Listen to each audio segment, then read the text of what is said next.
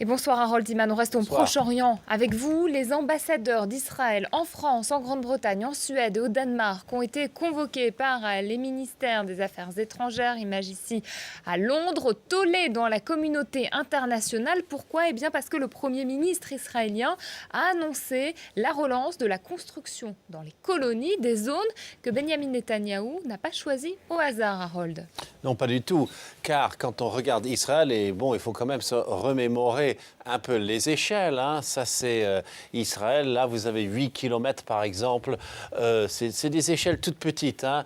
Eh bien, entre Israël et Palestine, la Palestine étant beaucoup plus petite et qui a donc beaucoup moins de marge de territoire, voici ce que Netanyahou a proposé de bâtir, coloniser la zone E1.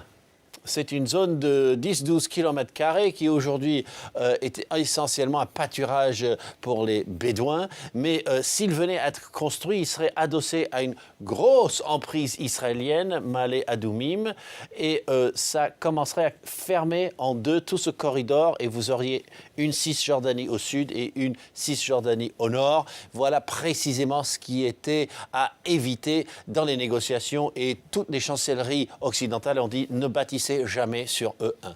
Et pourquoi le Premier ministre israélien a annoncé alors cette construction qui serait relancée? Eh bien, c'est un peu son cri de colère parce que quand même, ça s'est mal passé pour lui.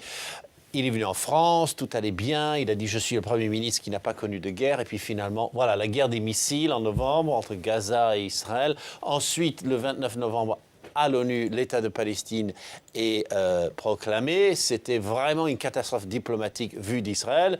Et enfin, voilà, il dit, avec tout ça, je n'ai plus rien à perdre. Je suis en plus en pleine élection.